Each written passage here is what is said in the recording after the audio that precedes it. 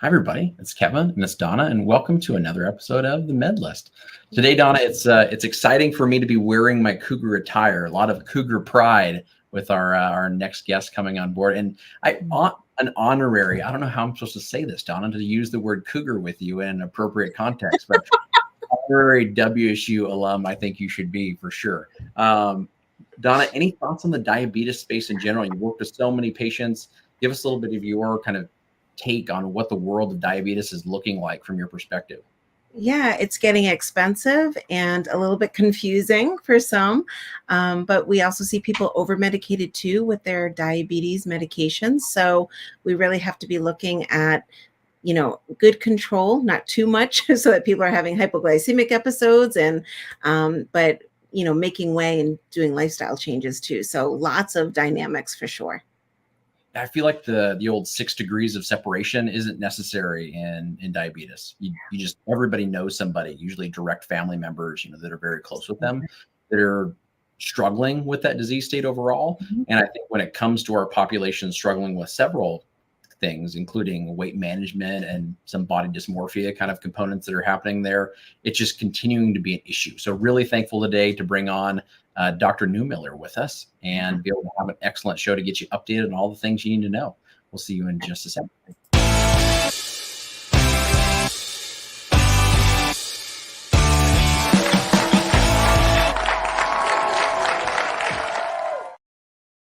All right. And now everybody, we are coast to coast. So we've got Spokane, Washington kind of covered here. And we've got Boston, Massachusetts covered over this way. And I think the guy that we're bringing on board right now travels all in between them all the time for speaking engagements and everything in between. My mentor, my residency mentor, Brian Gates, congrats on a recent nomination and award, Brian.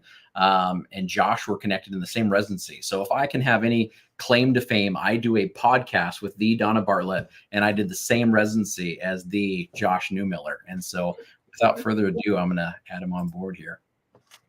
We love being with the Kevin Walker, so we're all set. He's going to keep us on track today. So welcome to Dr. Josh Neumiller, who's joining us today. He's the Alan I. White Distinguished Professor in the College of Pharmacy and Pharmaceutical Sciences at Washington State University. Josh is a WSU graduate and also completed a WSU-affiliated geriatric specialty residency and clinical research fellowship. He's a longstanding volunteer and, might I add, contributor for the American Diabetes Association, previously serving as editor-in-chief for the ADA journal Diabetes Spectrum, chair of the ADA's Professional Practice Committee from 2018 to 2019, whose primary responsibility is revising the ADA standards of care in diabetes each year, and as ADA's president-elect for healthcare and education in 2024. Josh is a contributing author for the ADA book Practical Insulin and is co-author for the ADA's Guide to Medications for the Treatment of Diabetes Mellitus. Josh was recently awarded the 2024 Outstanding Educator in Diabetes Award by the ADA. So congratulations, and wow, just already what a wonderful career, and thank you for all of your work in diabetes and with the ADA. Well, thank you, and happy to be here. Very good to be here with the Kevin Walker and the Donna Bartlett. So thanks for having me today. Absolutely. I need to keep that intro a little shorter, buddy, because we only have like 2 minutes left in the show after all the action. So Kevin, I have to say, our guests lately, wow, just amazing, and we're not stopping here, so Josh is just continuing to pave the way for all of these amazing guests that we have.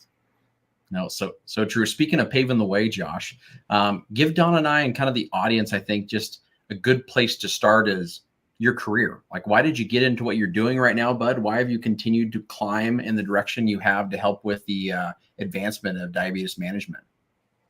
No, thanks, Kevin, and yeah, go Cougs. So as Kevin said, we went through the same training program, and really my interest in diabetes started when I was a student because we had some great mentors, as Kevin alluded to here at Washington State University. My late mentors, Keith Campbell, who was really a trailblazer in as a pharmacist in the diabetes space. Also had the privilege of working with Steve Setter, who was a geriatric focused pharmacist working in the home care setting, who was also a diabetes educator. And after I graduated pharmacy school, it so happened about 6 months after that, I developed type 1 diabetes, was diagnosed, and just totally changed my perspective on what I wanted to do with my career. So I came back and did a residency and fellowship and have just tried to volunteer wherever I can to selfishly learn more about diabetes for myself, but I'll also hopefully help those people living with diabetes. Yeah. Wow. Thank you for sharing that. Like we said, we know people, right, who have diabetes, and here we are speaking to somebody with type 1 diabetes. So thank you for sharing your story. It's really powerful. Yeah, Oh, I think thank you. the one interesting thing, Josh, that with type 1 diabetes, like when it comes to the number of innovations and changes in that particular space, as opposed to the general population. So for our audience listening, most of the time when we talk about diabetes, and just in general, we are talking type 2 diabetes for a general population, and often comes in a couple different forms that we just mentioned. Well, I guess diabetes insipidus we can also throw in there too. But on the mellitus side, Josh, give us kind of an idea of what is the difference between the two and how do they usually come about?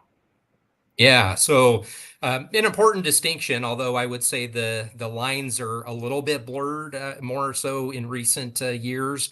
But type 2 diabetes certainly linked to lifestyle and weight gain. So we know that diabetes prevention program is huge, and that's really focused on lifestyle interventions to try and prevent that weight gain and insulin resistance that causes people to progress to diagnosis of type 2 diabetes. So type 2 diabetes, there's certainly a genetic component, but a very heavy lifestyle component that we can address really as a foundation of therapy. Type 1 diabetes is a little different. It's an autoimmune disorder, also has a genetic component, but we know that there also needs to be an environmental trigger that really triggers this autoimmune response against the beta cells of the pancreas. Some interesting data actually in identical twins, if one of them has type 1 diabetes, depending on the study you look at, only 30 to 7% of their twin will develop type 1 diabetes, just to show that there is this environmental trigger that has to take place. And, that some theories as to what that can be, probably viral is a big thought, may have to do with people's microbiome, so the bacteria in their gut, and maybe early dietary exposures to cow's milk and things like that have been theorized as well. But a lot of work looking into what kind of factors may trigger that so that we can prevent it in those people at higher genetic risk. Oh, so interesting. And if I can just add one more thing to this is, I think it's really important too, like you're saying, things have changed over the years. You always, when you think about type 1, you think about younger people, but type 1 can happen throughout the span of life. It's not always the young that get it.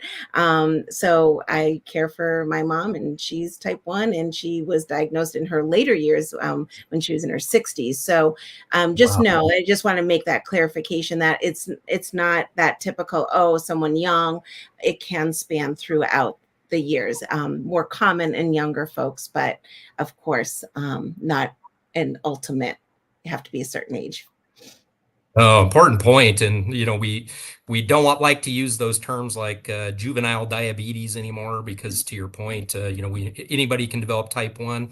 I was 25 and to your point, even into later years of life. And unfortunately, we're also seeing trends of kids, adolescents developing type 2 diabetes, which is certainly something we need to get a handle on, because those kids have very high burden of complications when they develop that at young ages. Sure, entirely so. And I think with those complications come just the complications of keeping up with this disease state and trying to find ways to make it easier for our patients, Josh. And I would love for you to be able to tell me, Kevin, it's getting so much easier and simpler, and we're going straight to 1 or 2 medications to be able to handle this. But I know I'd be wrong. So when it comes to the complexities and trying to help both clinicians and patients to understand, where are we at, kind of the paradigm of type 2 diabetes treatments, can kind of give us a roadmap of where we've been and where we've kind of come to over the last 5-ish years. Yeah, no, it's a great question, and it's only if you look at the guidelines, if you look at that algorithm from ADA, for example, it only looks more and more complicated every year when it comes out, and that's it's somewhat of a double-edged sword, as we have all this great information we're learning, but it's definitely complicated the approach and how we should think about managing people with type 2 diabetes. I would say to your point, Kevin, 10 years ago. Our approach to type 2 diabetes management was very glucose centric. We looked at the A1C, and if we needed that to be lower to meet that person's goals, we added on more medication. If you look at the ADA's recommendations for use of glucose lowering therapies in 2024, it's dramatically different than it was in 2017. So in 2017 and before that, it said everybody should start on metformin. Guidelines don't say that anymore. They say we should really be looking at key comorbidities that the individual has. I still think metformin's a great medication, first line for most of our people with type 2 diabetes.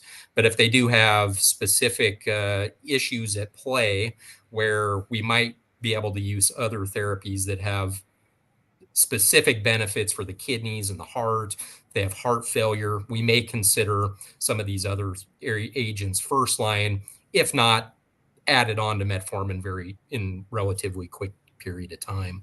So ADA right now, they say we should think about 2 concurrent initial goals of therapy in all of our people with type 2 when choosing glucose lowering agents. The first being cardiorenal risk reduction.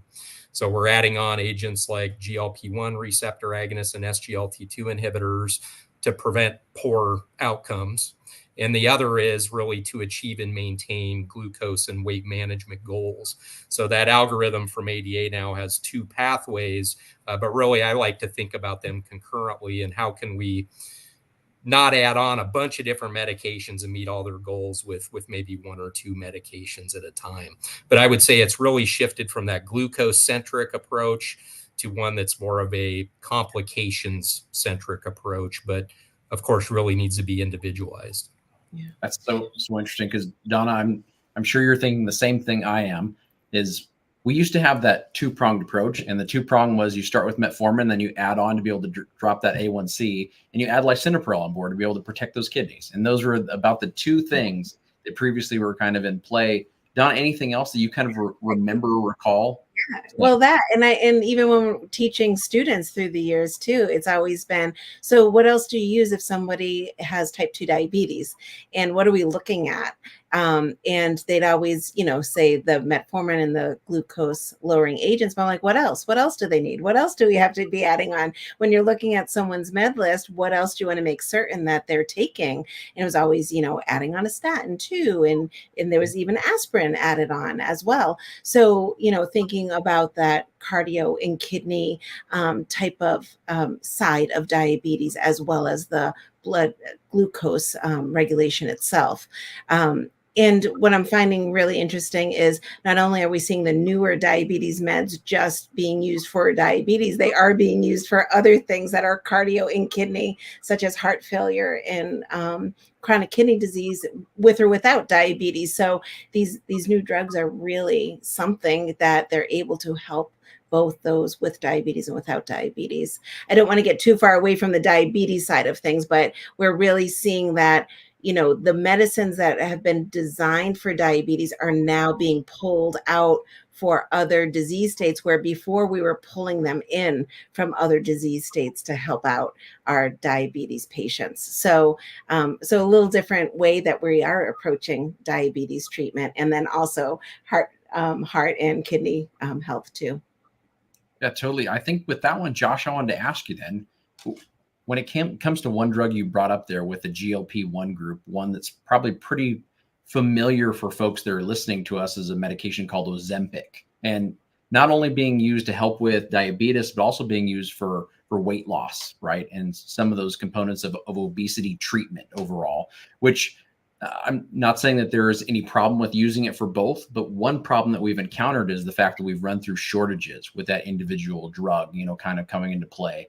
What things have you done, Josh, yourself clinically and from the ADA's perspective to be able to address that difficulty from some of our diabetes patients to go, I just can't get the drug that's supposed to be one of the best for me?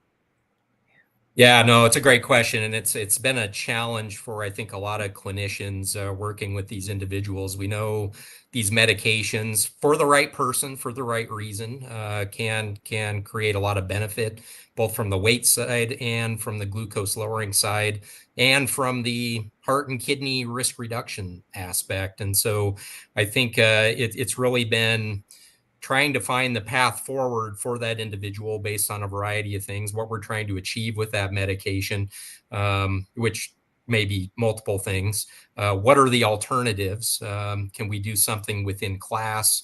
Is that something we can do given their formulary or other restrictions?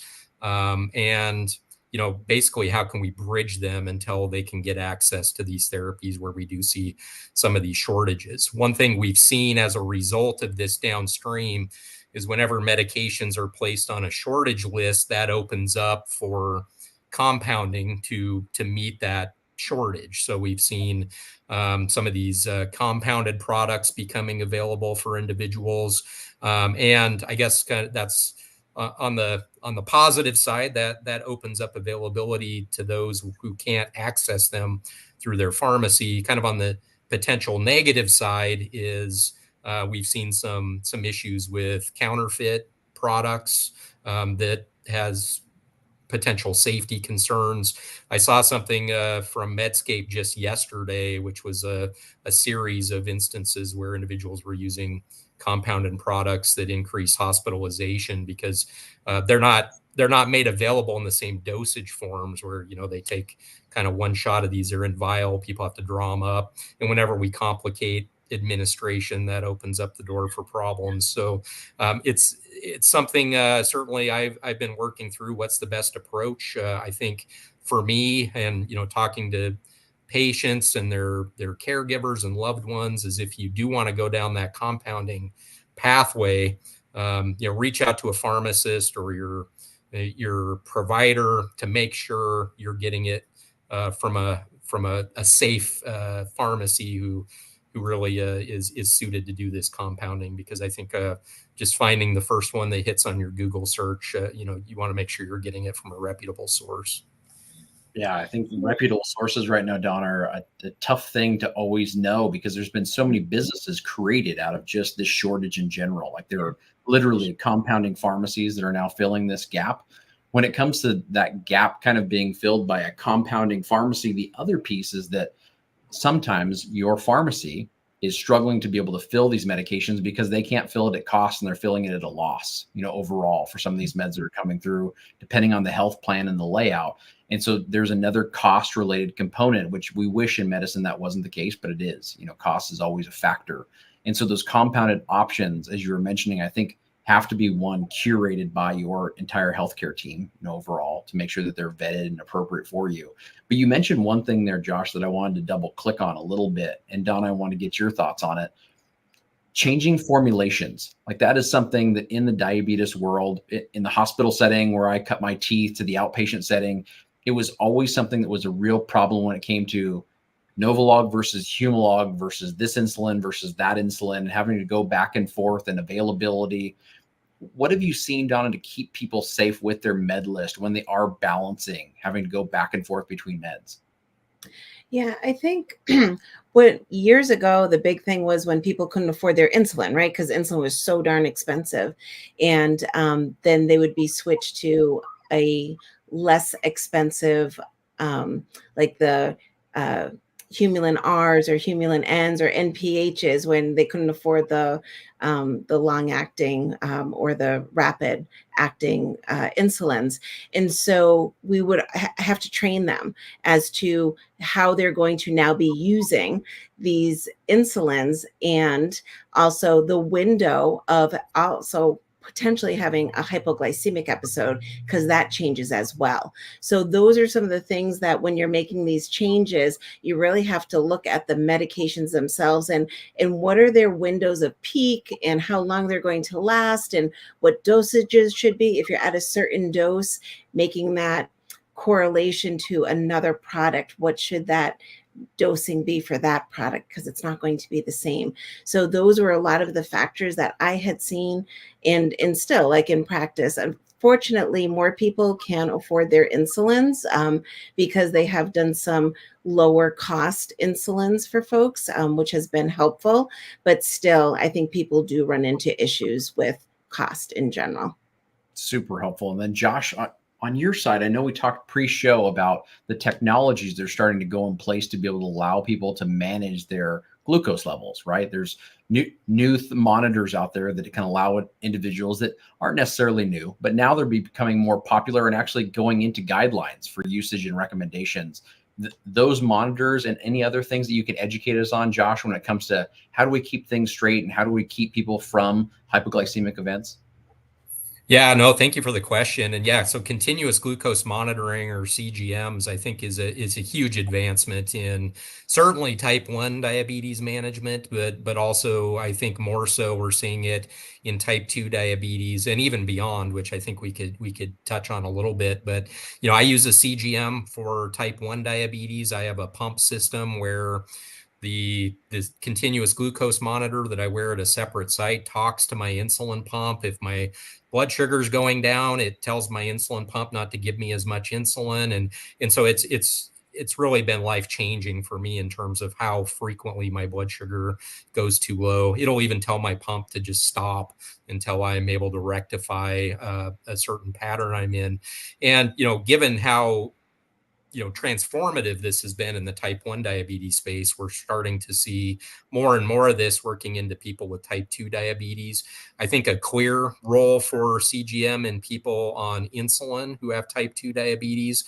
In ADA guidelines, they say that CGM should be offered to anybody with type 2 diabetes on basal or even mealtime insulin as a treatment approach. And I think the other nice thing working with older adults who use CGMs is there's data sharing features with these. So, if you have a grandparent or an older parent who lives independently or in a facility and you want that peace of mind, they can share that data with you. You can look at it in real time on your smartphone, and likewise they can share that with their endocrinologist or primary care who's ever managing their diabetes to really get more information. I know both of you remember the days of getting the little books and trying to figure out patterns with whatever they've written down or scrolling through their history on their glucose meter. I mean, this has transformed what you can do in your education of people with diabetes. Yeah. And you can really, like you're saying, see those trends and determine whether it is more the basal or if it's more the mealtime type of insulins that is being problematic for folks. I'm curious a little bit more. I have a couple of questions for you. I know you talked about the importance of the medications being used to be individualized for the patients.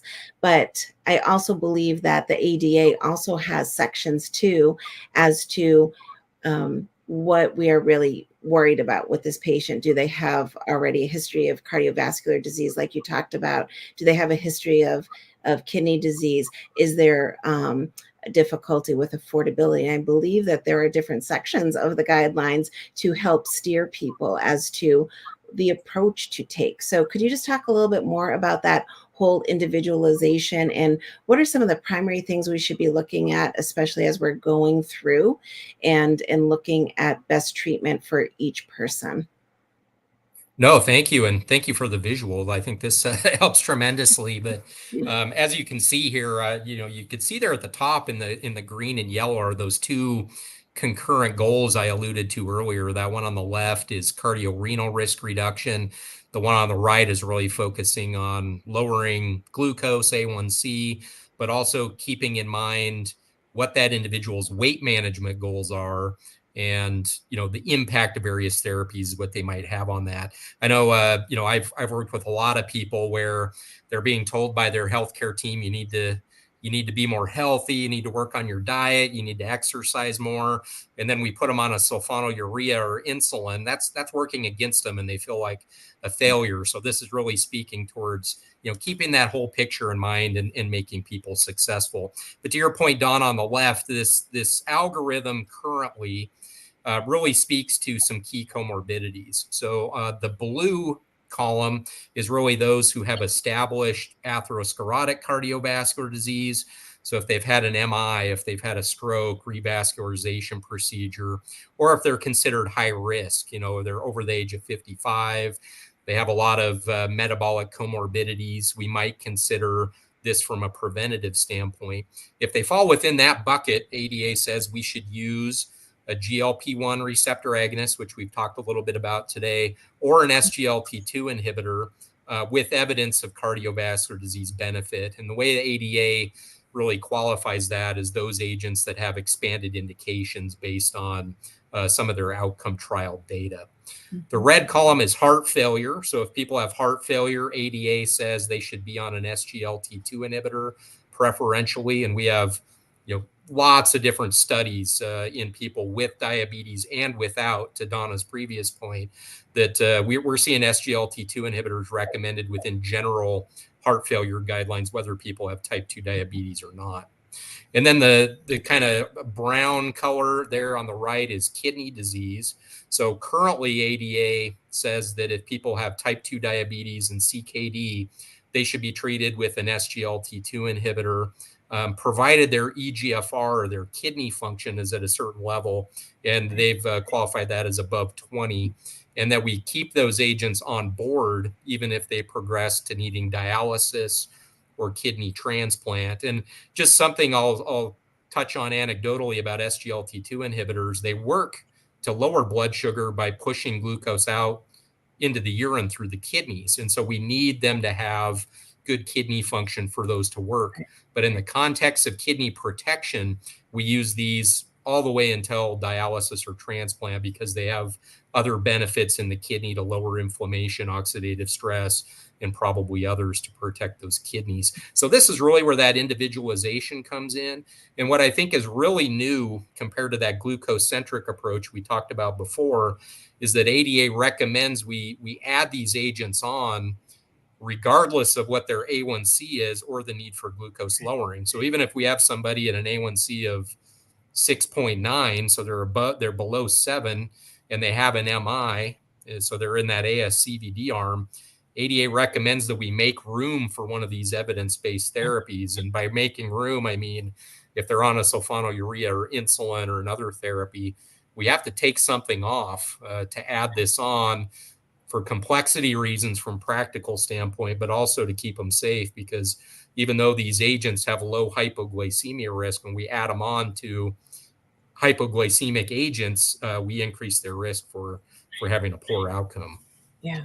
The one thing I know, just pausing for everybody that is a non-clinician that is watching right now, that was a lot of great information, but also a lot to be able to consume when it comes to, I mean, there were there's 6 verticals, right, on this guide. And within those verticals, there's multiple decisions to be made for your clinician. So the one thing I'd recommend, and please, Donna and Josh, please tell me what you guys' thoughts are, but this is a great opportunity to be able to hit the pause button during your next meeting with your primary care provider, endocrinologist, clinical pharmacist to ask, can you walk me through this? What does my care plan look like? Why am I on the medications I'm currently on? And what potentially has changed, from the old guidelines to these, so that I know that I'm up to date and being taken care of? Other thoughts from both of you on kind of what steps should a patient take when it comes to consuming this information? If you don't mind if I jump in here, Josh, I think what's really important is when, people who have had diabetes for a number of years, right? This isn't something that you have an episode of, and then, this is years in the making typically, and it takes many years and lifestyle changes, many years to have an effect. Even though some people do successfully get off of their diabetes meds, not everybody does. And so what I think is really important is when we're looking at, okay, I've been on meds for a decade now. We know that the guidelines have changed, but also your body has changed too.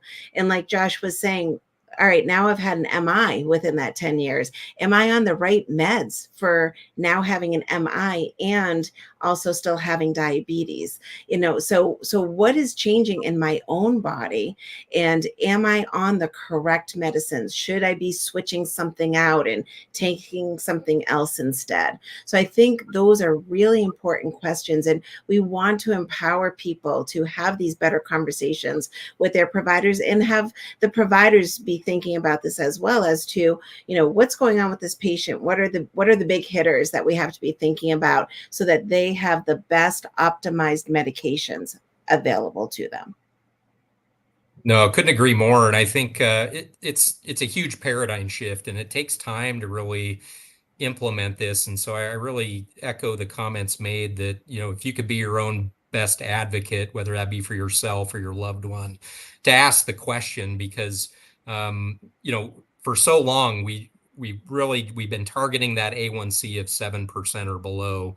And so it's a little bit different when you're thinking about, well, do I need to add one of these medications on, even though I'm at goal? And the answer might be yeah, but you need good justification for what that is. And so it's a really engaging everybody, having a good conversation about what your goals are, what your preferences are. Of course, that's critically important as well, and make an informed decision about how to modify that regimen. I always I'm a little apprehensive when I go through the algorithm, because it almost sounds like I'm saying everybody should have like 8 different medications added on. But Right. I was trained in geriatrics, and it's a fine balance between mitigating potential risks and doing something that's feasible, practical, doesn't adversely impact your quality of life, and access and affordability, which has come up several times, plays into that discussion as well.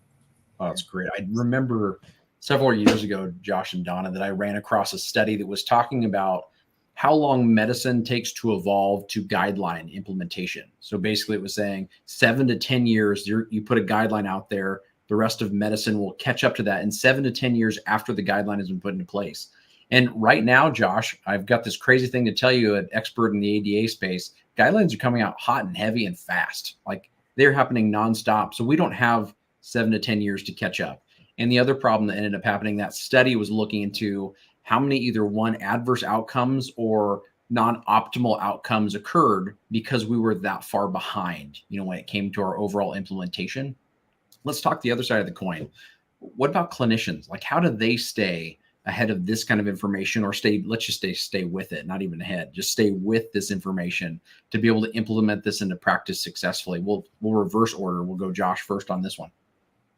Yeah, it's the $1 million question. How do you do it? I mean, I work almost exclusively in the diabetes space, and it's hard for me to keep up. So I'm often talking to primary care groups, and it boggles my mind how they would keep up with the diabetes changes we've seen amongst the million other things they have to deal with during a patient visit.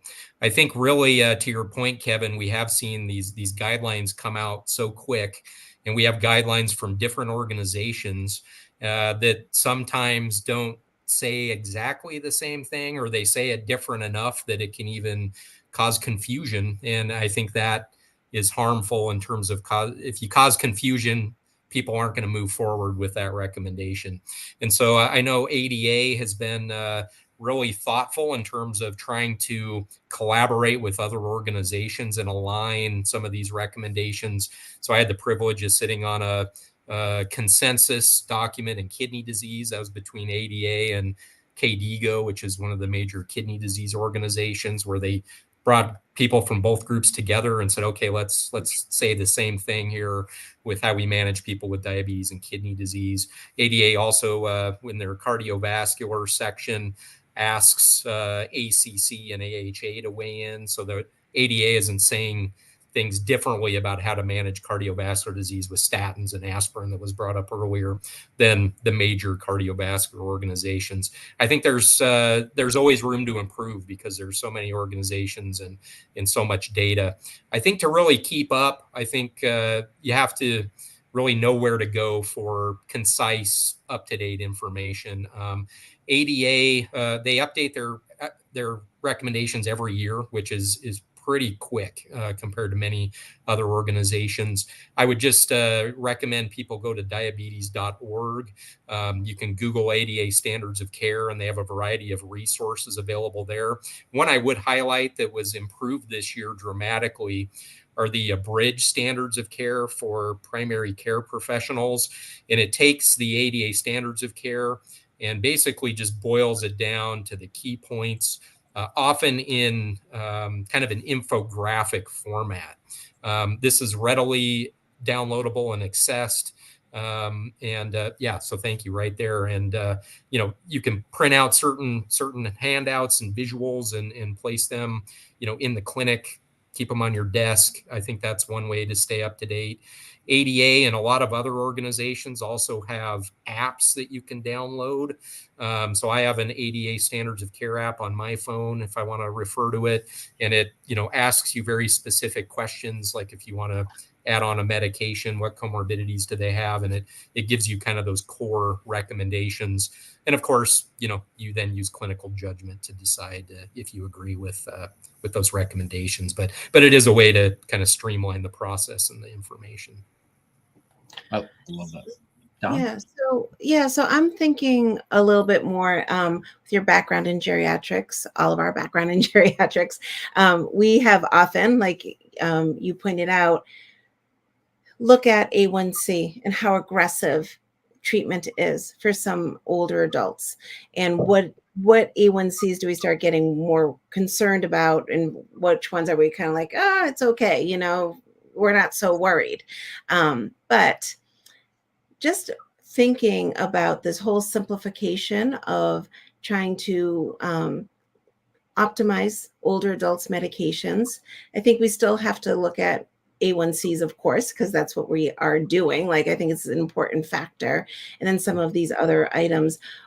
Does the ADA still agree that there's varying levels of where someone's A1C should be and how aggressive we treat diabetes, especially type 2 diabetes, for older adults?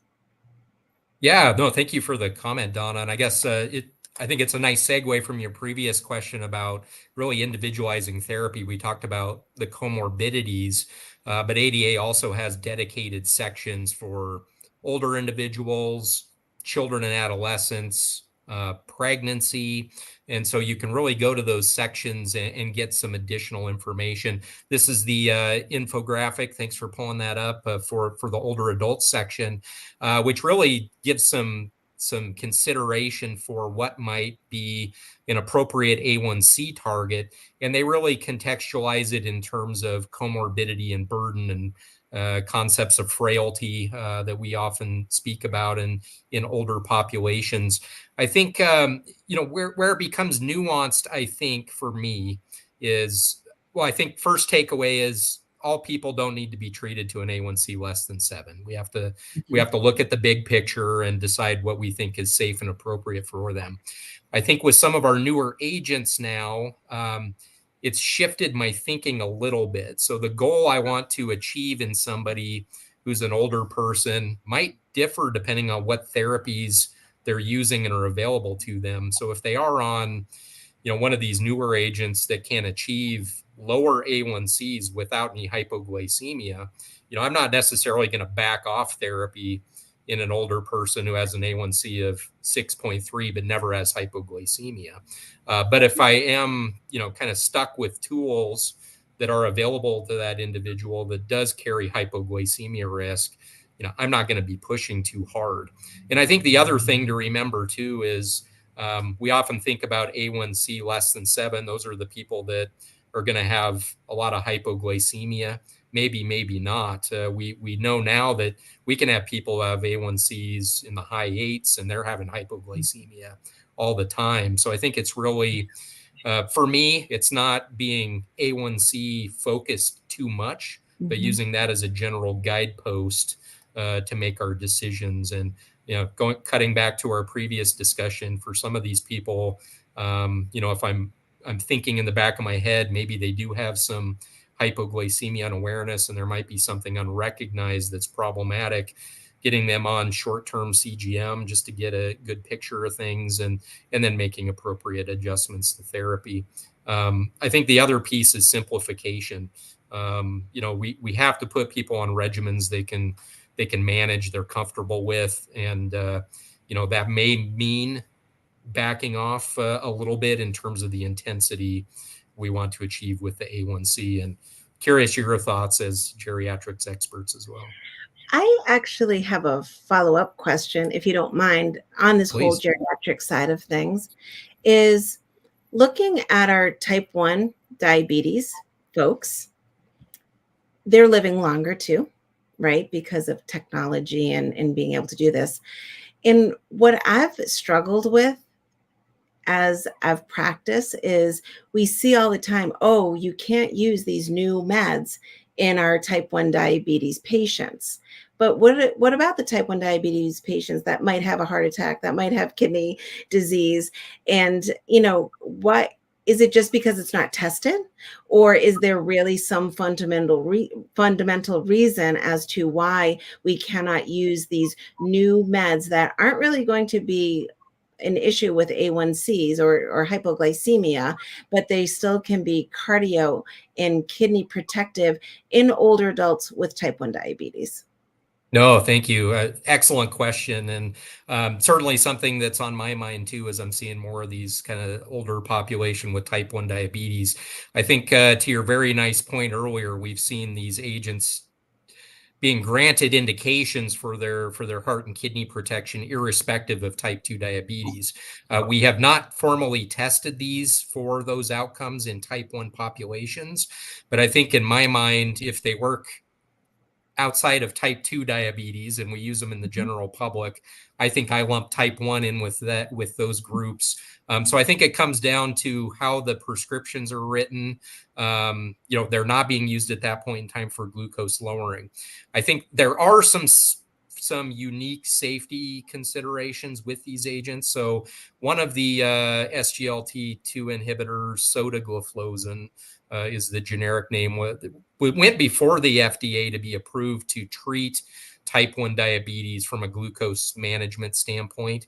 It actually was not approved because in the type 1 population, there was a higher risk of diabetic ketoacidosis, which we sometimes see with this class of medication in people who are on insulin. And FDA didn't think there were good enough guardrails in that population to keep them safe. So I think as long as we use them judiciously, I agree. I think we should be using these agents for heart and kidney protection. And I will add, there are studies underway in type 1 diabetes to see if some of these new organ protective therapies show benefit. It would hard for me to believe they wouldn't, since we did in the general population.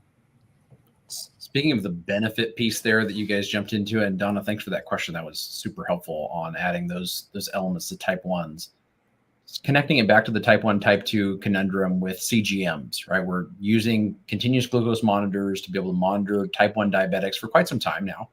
And we're getting more and more data, Josh, when it comes to one measurement. We talked A1C, right, for a bit, but there's another measure that's in place that I'm seeing more and more literature going toward. It's still new in its overall utilization. That's time in range. Can you talk a little bit about what time in range is, Josh, and maybe some of the thought processes that are going on with current researchers on where it might land in the overall paradigm, I guess, of medication management, glucose management, and diabetes? Yeah, no, thank you. Very great question, and certainly something I think a lot of people managed for type 1 diabetes, I think now talk more about their time in range than they do their A1C. So what we can get with A1C, or excuse me, CGM, so it's basically measuring glucose around the clock. And so what we can do is look at people who are on CGMs and we get this printout, and basically we have different categories. We have what we call time and range, generally defined as those CGM measures between 70 and 180. So that's kind of that good range where they're not hypoglycemic and they're kind of below that peak after meal where we like to be people at below 180. So that's time and range. We like people to spend at least 70% of their time in that time and range window. And then we can look at other ranges. So there's time above range, and we can slice and dice it down, to look at how high they're going and how low they're going. But there is a lot of emphasis on actually looking at time and range within clinical trials. Right now, all the clinical trials are really focused on A1C, but we know that time and range and some of these CGM metrics are incredibly accurate. There's another measure from CGMs. It's called the GMI. It stands for Glucose Management Indicator. And that is it's a CGM derived A1C, if you will, where it takes the average of everything and gives you a number. And so I use the CGM. I also get my A1C tested when I go to my endocrinologist. And when we compare my A1C to my GMI, it's almost exactly the same. And Wow. So it is a way where we can actually look at that and even look in shorter periods of time to see if, acutely, sometimes we don't have to wait that 3 months to see if a change is making a difference in somebody's overall glycemic control. And we're also able to visualize those lows and hypoglycemic ranges to really fine tune the therapeutic approach. Oh, that's so interesting. Yeah, I think that the inflammatory conditions and the things that spike when we have higher levels of blood glucose are now starting to excuse the pun. Well, you don't excuse the pun because you know Brian Gates. So, Brian, there's a pun for you. They spill into other disease states. And I think the flow of those kind of things, it's interesting that hypertension, diabetes, cholesterol management now are looking at some inflammatory markers that could be related to insulin resistance. Josh, can you give us a little bit more flavor on that tying together of, because Don and I'm sure a lot of other clinicians out there love that we're seeing this overlap when guidelines are individualizing therapies, that they're not saying you're in this age or this window, so now here's your target. It's saying within this age, here's the different targets depending all these other comorbidities that are happening. So can you give us a little bit more thought on what it means when we're talking about diabetes or insulin resistance spilling into some other disease states and how it may impact people like the AHA that are writing guidelines on hypertension? No, great point. I think, of course, we know all these things are very tightly intertwined. We often talk about everything kind of in silos, but we know, really benefits in one of these arms of metabolic syndrome has downstream benefits, related to glycemia and otherwise. When high inflammatory environment that increases insulin resistance, as you said, we see increases in glucose. And so all these things are really, really tightly intertwined. And we're even seeing different complications being kind of lumped together and thinking about managing them in aggregate. The American Heart Association published, I guess it was late last year, it was a presidential advisory really establishing this new term of cardiovascular kidney metabolic or CKM syndrome, and really setting forth the call that we need to be managing all these different conditions simultaneously and thinking about the holistic management and not just, going to one person and treating your blood pressure, another person your cholesterol, another person your diabetes, because it's a team-based effort. And we really need to approach it as such. And I think Donna made a really excellent comment earlier about, these diabetes. We've been calling them diabetes medications. I've tried to shift away from that with GLP-1 receptor agonists and SGLT2 inhibitors, because if you see that on somebody's medication list, you can't assume they have diabetes anymore. These are cardio kidney risk reduction agents that happen to lower blood sugar. And so thinking about, we have to get all the members of the team together. And for those pharmacists on the call, I think a lot of push to really engaging clinical and community pharmacists on this team to make sure people are on the appropriate therapies, being that conduit to provide education and follow-up, because these therapies they're associated with really great outcomes and benefits. but they're not one and done medications. If you think about GLP-1s, you start these, they need to be titrated. People need really intensive education about dietary modification to minimize nausea and vomiting. They need to know what to do if they become ill so they don't become overly dehydrated and cause issues with their kidneys. With SGLT2 inhibitors, we got to watch their hydration, make sure people know what to do to prevent genital mycotic infections and yeast infections and some of these things that can come about. So it's not just starting the med and everything's good. There's all this follow-up, and I think pharmacists are really well poised to be that hub of this larger wheel of a team to really optimize these treatments. Yeah. Wow. I only have one more question, Don, and I'll pass it off to you.